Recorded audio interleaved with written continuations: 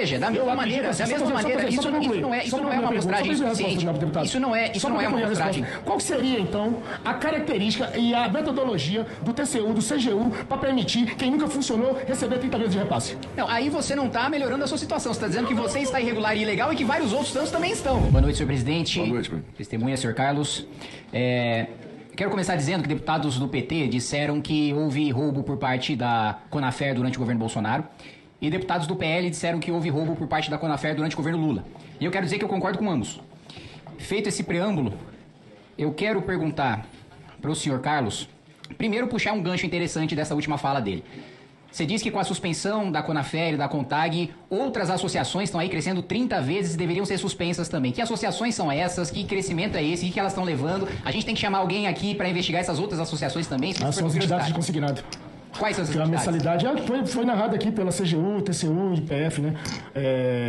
BMG, PicPay, Bradesco, Itaú, Banco do Brasil, Caixa. E que o impacto do desconto dessas entidades, desse consignado em cima da folha do beneficiário, uma parcela de consignado considera 30 das associações. Ótimo. E elas continuam, é isso que eu queria trazer, que eu falei com o Coronel Cristóvão, e que elas continuam arrecadando.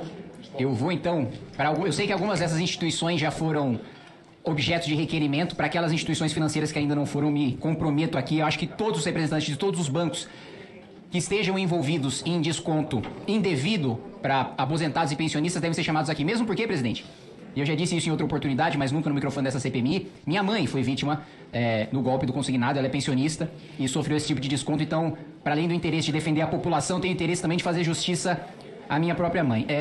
Eu quero questionar sobre os descontos de 620 mil aposentados e que boa parte da amostragem que foi fiscalizada pela CGU demonstrou que era um objeto de fraude. Queria perguntar como o senhor justifica a inclusão dessas cobranças indevidas sem autorização expressa por parte da Conafer. Deputado Kim, eu gostaria de dizer para o senhor que toda validação de desconto após entrega de termo de adesão ao INSS é do órgão e que os nossos 620 mil associados inativos são totalmente válidos e transparentes. Tanto é que a gente Deixa eu puxar um gancho disso aí, que todos são válidos e transparentes. O senhor reconhece que houve, relacionado à Conafer, algum desconto legal? Eu vou dizer para o senhor que eu não posso considerar tal afirmação, sendo que a entidade que eu gesto, ela não filia CNPJs. Bom, a CPF, desculpa. É o contrário do que nós temos, e aliás, do que o próprio senhor disse, que houve ressarcimento por parte de reclamações. Se houve ressarcimento é porque houve desconto ilegal e essa ilegalidade foi constatada pela própria Conafer após reclamação de um desses beneficiários. Nem sempre o ressarcimento se dá por características de ilegalidade. Às vezes é por não mais querer o serviço, às vezes é não por concordar que...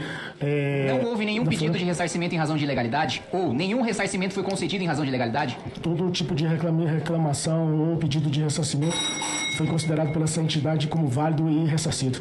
A Conafer, depois que ela oferece o ressarcimento ao indivíduo, busca a entidade em primeiro lugar que ofereceu o tal termo de adesão e coloca em sua conta ou cota essa dessas entidades de primeiro grau, teve alguma identificação por parte da Conafer de, olha, essas entidades são as que mais deram problemas em relação a descontos ilegais? Teve alguma identificação, teve algum trabalho? Porque estourou uma operação policial. Sim. Gigantesca. Sim. Você joga responsabilidade em relação a isso nessas instituições de primeiro grau. Não é jogar aqui, é a metodologia de arrecadação. Perfeito. Em relação a essa metodologia, você com certeza teve algum mapeamento de quais foram essas instituições de primeiro grau que mais deram problema.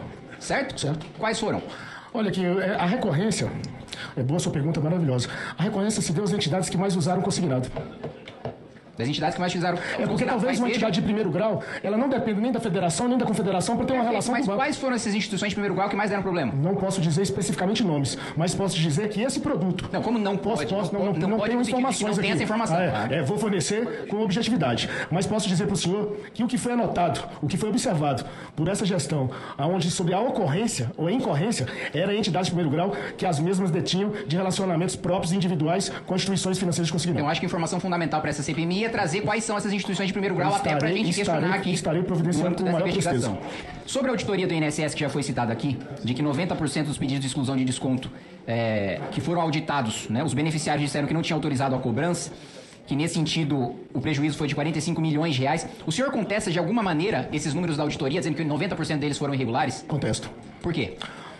Porque a metodologia, tanto do TCU, CGU e dos outros órgãos, para tal aferimento, se deram no dia, ou apresentação para requerimentos junto à Justiça Federal, se deu em abril, tendo em vista que eles passaram 30 meses permitindo que entidades que nunca abriram a porta, nobre deputado, receberem repasse de 30 meses. Eu quero deixar claro aqui. Sim, mas qual seria o padrão? Eu quero entender qual seria o padrão do TCU, do CGU? Que está sendo alegado. Olha, Kim, nobre deputado Kim, eu conseguiria fazer vezes 10 a amostragem do TCU Kim com características positivas. Agora, a qualidade do TCU de permitir entidades de fachadas em receber 30 meses sem uma manipulando a amostragem. Não, veja, talvez você diz, olha, para exemplos que a CGU pegou de centenas de casos que foram irregulares, que foram ilegais, eu poderia trazer milhares de outros. Seria a mesma coisa que eu dissesse aqui pro senhor. Olha, para cada caso de pessoa que morreu de Covid, eu posso trazer outros 1000 de pessoas que sobreviveram tentando diminuir o índice de mortalidade do vírus. Isso não é estatística. Nobre deputado Kim, Catarina. A CONTAG foi colocada como lista por 6 fichas e a CONAFE por 50. E todas as duas têm um universo de milhões de associados. Veja, da mesma maneira, isso não é uma amostragem suficiente.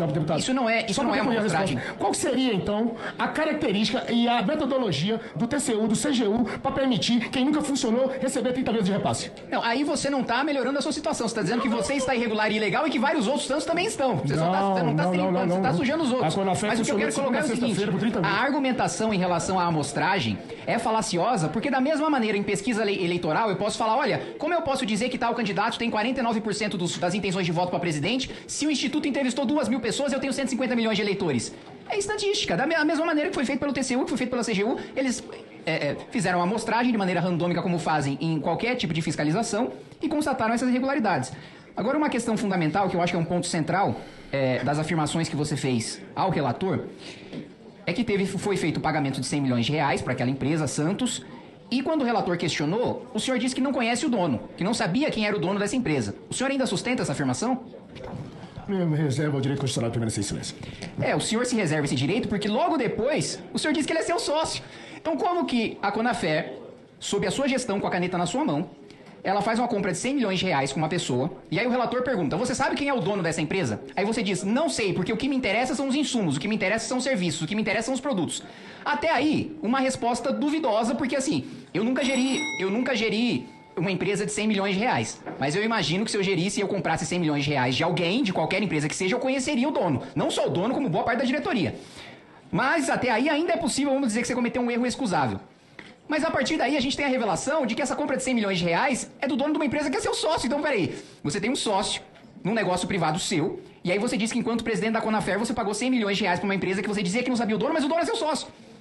Então, assim, é natural que você exerça o direito de ficar calado, porque isso te incrimina. Inclusive, presidente, eu terminaria essa minha fala, porque é patente, a mentira que foi colocada não é, assim, nenhum juiz consideraria aceitável uma testemunha dizer que pagou 100 milhões de reais para uma empresa, que não conhece o dono dessa empresa, sendo que é público que essa pessoa é sócio dessa empresa. Então eu solicitaria, senhor presidente, ao final dessa reunião, como foi feito em outra ocasião, com base no 342 do Código Penal, no 301 e no 302 do Código de Processo Penal, a decretação de prisão em flagrante por falso testemunho. Obrigado, presidente. Obrigado, deputado Kim.